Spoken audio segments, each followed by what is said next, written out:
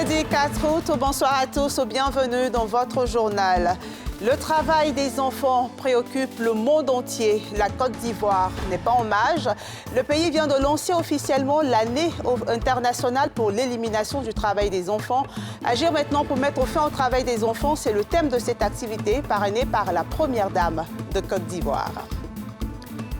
Le ministre de l'Assainissement et de la Salubrité visite la zone litigieuse d'Anono-Palmeraie pour trouver des solutions. Il propose la mise en place d'un cadre de dialogue entre les populations, l'ONAD et le Bénin.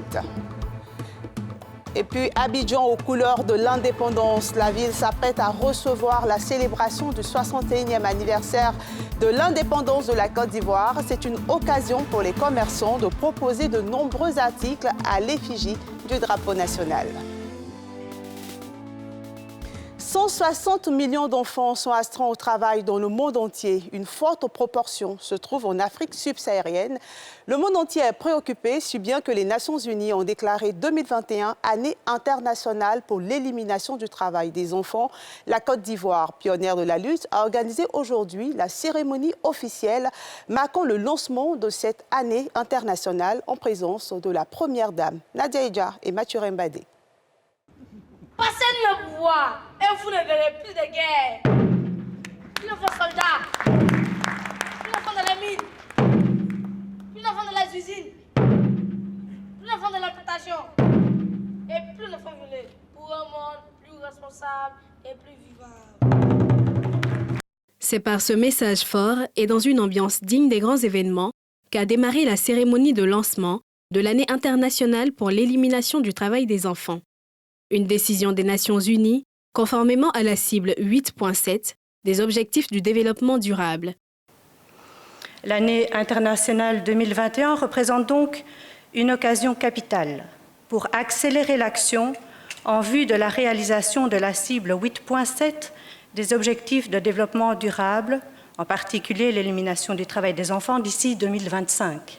Notre plaidoyer aujourd'hui serait de rester vigilant et de redoubler d'efforts afin que cette pandémie de la Covid-19 ne puisse pas entraver l'atteinte des résultats dans la lutte contre le travail des enfants d'ici 2025. En Côte d'Ivoire, le phénomène du travail des enfants est en baisse grâce aux nombreuses mesures et campagnes menées par le gouvernement.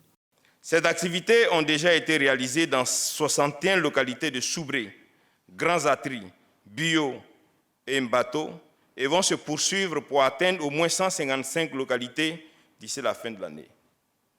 Dans la même dynamique, le gouvernement poursuit la pérennisation et l'extension progressive du système d'observation et de suivi du travail des enfants SOSTECI à l'ensemble des régions de Côte d'Ivoire.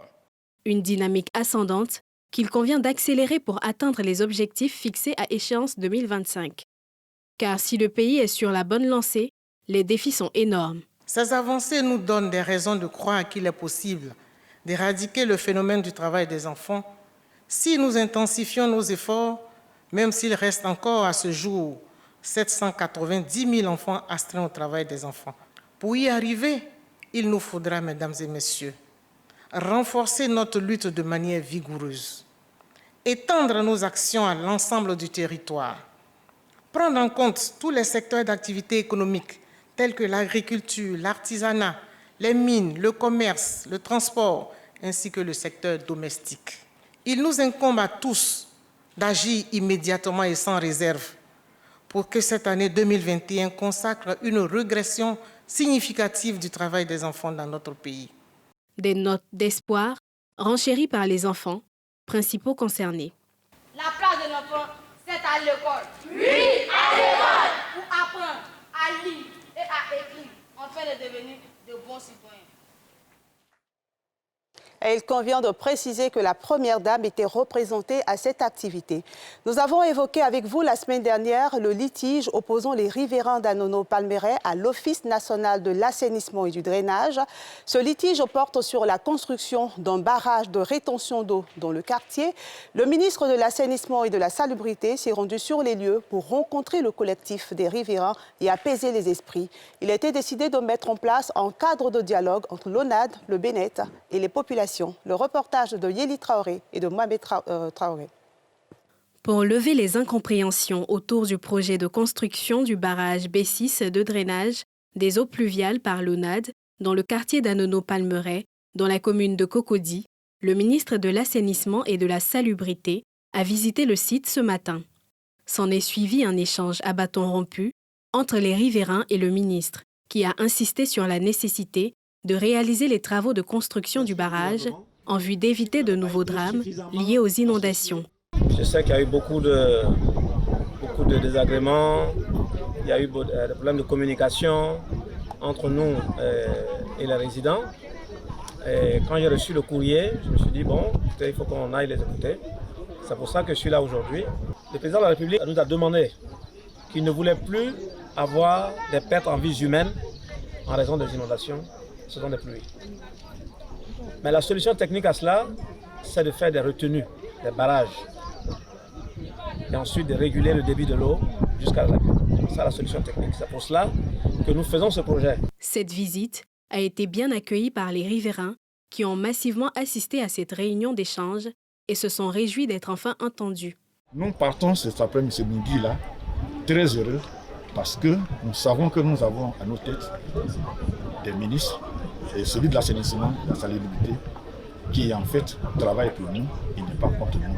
Au cours de cette réunion d'échange, qui a vu la participation des responsables de l'ONAD, il a été décidé de mettre en place un comité de suivi comprenant outre l'ONAD, mais aussi le BNET et les riverains. Et pendant ce temps, le ministère de la Construction, du Logement et de l'Urbanisme forme les journalistes sur les réformes législatives et réglementaires du secteur. Des incompréhensions entre nous et les populations, voire entre les journalistes, sont dues souvent à la méconnaissance des règles, des tests et des procédures, a dit le ministre Bruno Nabaye-Koné à l'ouverture de cet atelier auquel a pris part pour vous, Nadia Idja. Les réformes législatives et réglementaires pour un meilleur encadrement des secteurs de l'urbanisme, de la construction et de l'habitat. Thème de cette journée de formation organisée à l'endroit des journalistes ivoiriens.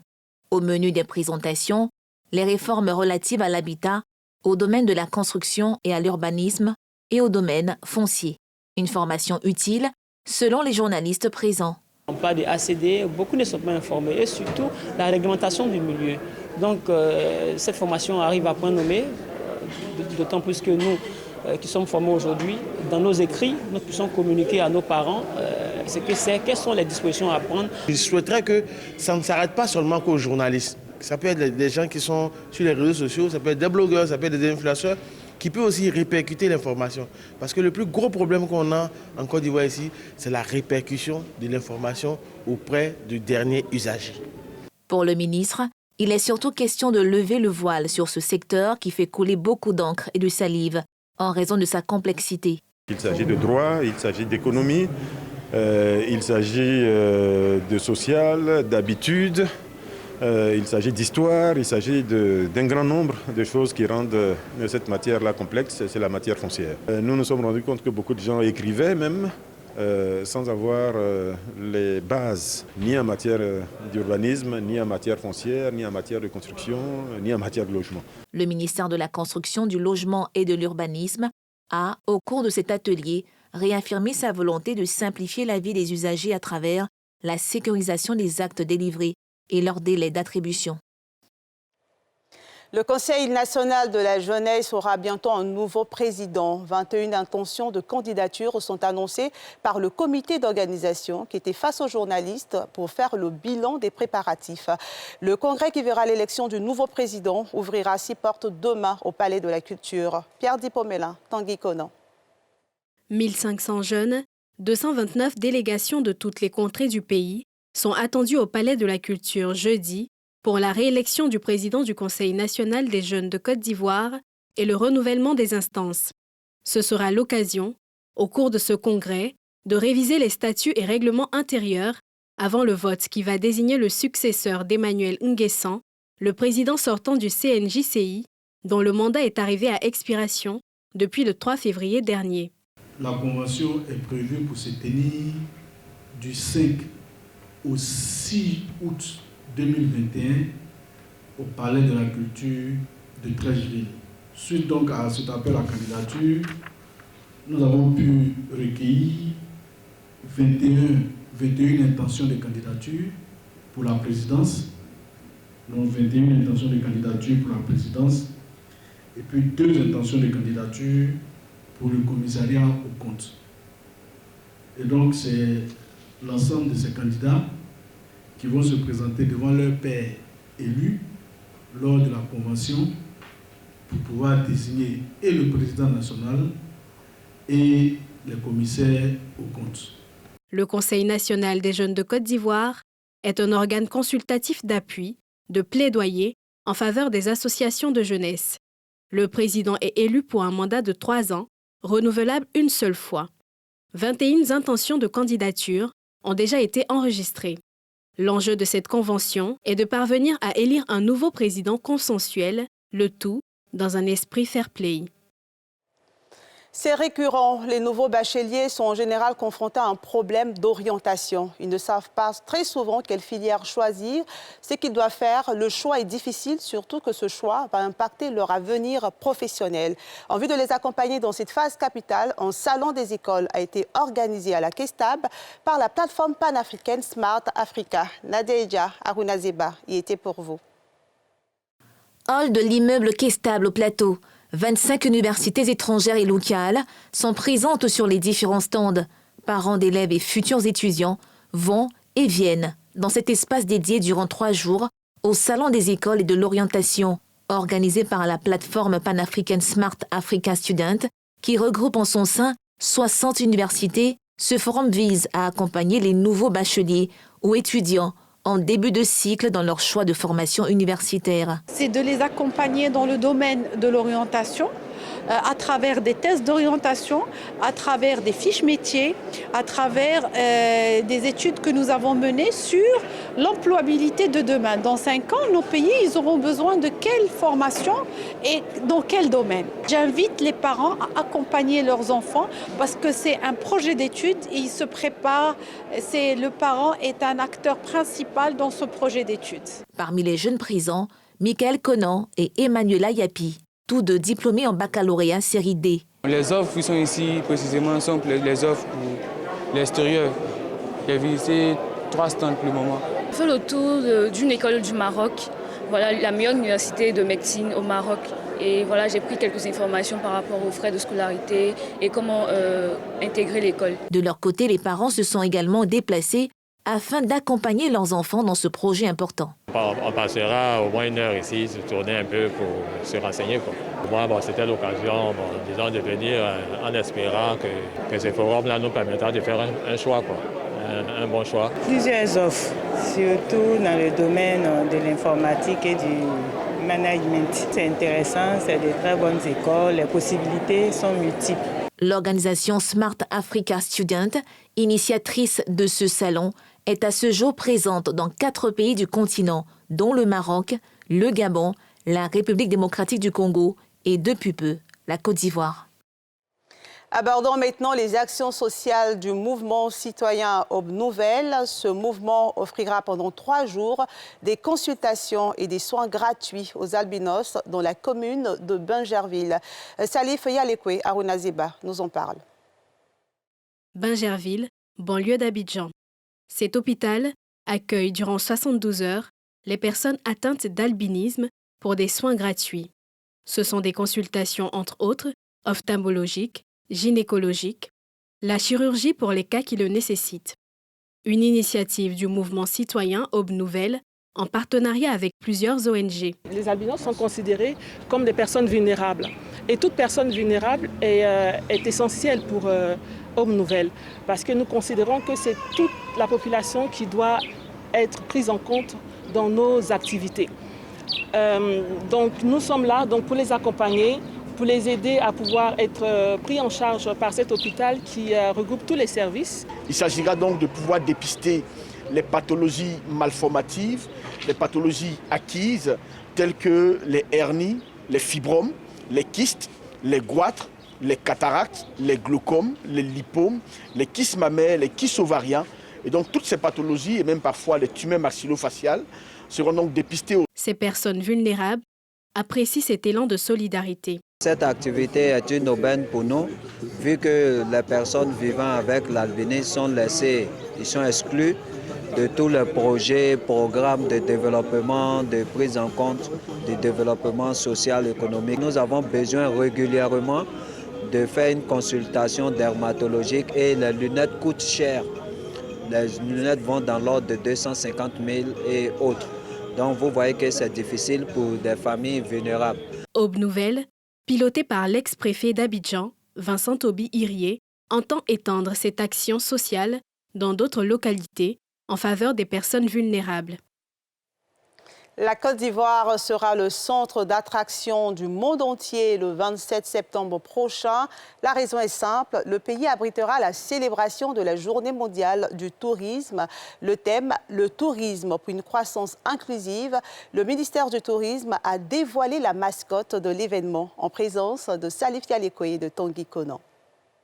Abidjan va accueillir la 41e Journée mondiale du tourisme le 27 septembre prochain.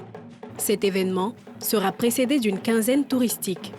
Occasion de mettre en exergue les attraits du tourisme local. Cette cérémonie qui aura lieu le 27 septembre prochain à l'initiative de l'Organisation mondiale du tourisme, précédée de la quinzaine du tourisme ivoirien, qui, elle, sera tenue entre les 7 et 22 septembre 2021, permettra, nul doute, de développer le tourisme domestique et de permettre la découverte de l'immense richesse et potentiel touristique de notre pays qui reste quelquefois méconnu de nos concitoyens et des populations avides de découvertes et surtout de dépaysement.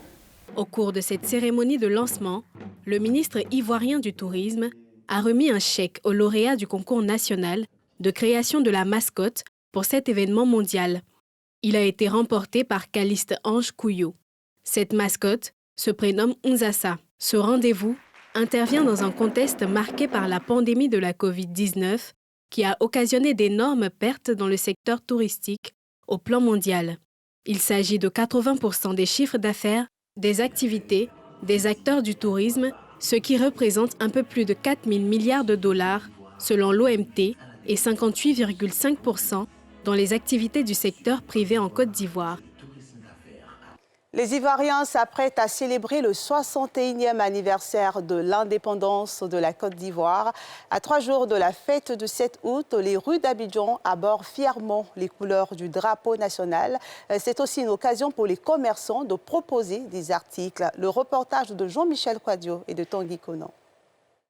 Le pont Félix Houphouët-Boigny, reliant la commune du Plateau à celle de Treichville, est orné de part et d'autre de l'emblème national. À quelques jours de la fête de l'indépendance, confectionneurs de drapeaux, clients et commerçants se mobilisent. Installé dans la commune d'Adjamé, Silué, la cinquantaine est spécialisée dans la confection des drapeaux depuis plus de 25 ans. J'ai fait un stock de 2000 drapeaux. Il y a les tailles de 50, sur 1 mètre, il y a les 70, sur 1 mètre 40, il y a les 1 mètre sur 2 mètres, il y a 3 mètres sur 1 mètre 50. Cette année, on vit mieux que l'année dernière. Parce que l'année dernière, il y avait l'année de Covid, donc c'était difficile et on ne peut pas fêter les dépendants. Mais cette année, on trouve que vraiment, ça se passe bien. Des particuliers viennent régulièrement récupérer leurs commandes de drapeaux stockés dans des emballages. Parmi ses clients, M. Ouattara Michel. Quand je vois les drapeaux, j'ai chaud au cœur. Je me rappelle des années où on faisait les défilés avec la tenue de l'école primaire, où on chantait « Indépendant, chacha ». Bon, la suite, vous la connaissez. La célébration de la fête nationale est aussi une opportunité pour cet élève de se faire de l'argent de poche. Il y a d'autres qui prennent 30 drapeaux, il y a d'autres qui prennent 50 drapeaux. Il y a les drapeaux de 1500, il y a les drapeaux de 2500, il y a les drapeaux de 250. À partir du 5, ça marche très bien, ça marche fort. On peut vendre plus de 100 drapeaux même. Orange, blanc, vert. Mêlé au paysage verdoyant et pittoresque, égale la ville. La capitale économique du pays se prépare pour les festivités marquant le 61e anniversaire de son accession à la souveraineté. Si la célébration de l'année dernière s'est faite dans un contexte de confinement, du fait de la pandémie à coronavirus, cette année, les artisans et commerçants peuvent faire de petites affaires. Le gouvernement ivoirien n'entend pas faire une célébration grandiose, mais comme les années précédentes, la traditionnelle journée nationale de l'excellence est attendue le 6 août, veille de l'indépendance. Et puis sachez qu'en raison des nouveaux cas de Covid-19 signalés récemment par les autorités sanitaires, la cérémonie commémorative du 61e anniversaire de l'indépendance de la Côte d'Ivoire consistera en une cérémonie symbolique de prise d'âme, selon un communiqué de la Direction générale du protocole d'État. Qu'ils soient peintres ou comédiens, les artistes ivoiriens arrivent-ils réellement à vivre de leur art? Élément de réponse dans ce reportage de ce soir dès 20h15 sur NCI, la nouvelle chaîne ivoirienne. Je vous propose un extrait. Vous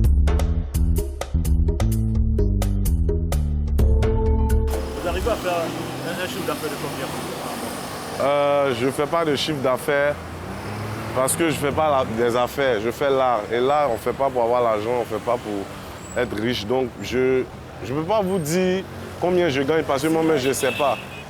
Je ne sais pas combien je gagne, mais je sais que je gagne souvent de l'argent pour vivre, tout et tout. C'est le plus important. Et c'est la fin de ce journal. Merci de l'avoir suivi. Demain, vous serez avec Pierre Appro. Prenez soin de vous.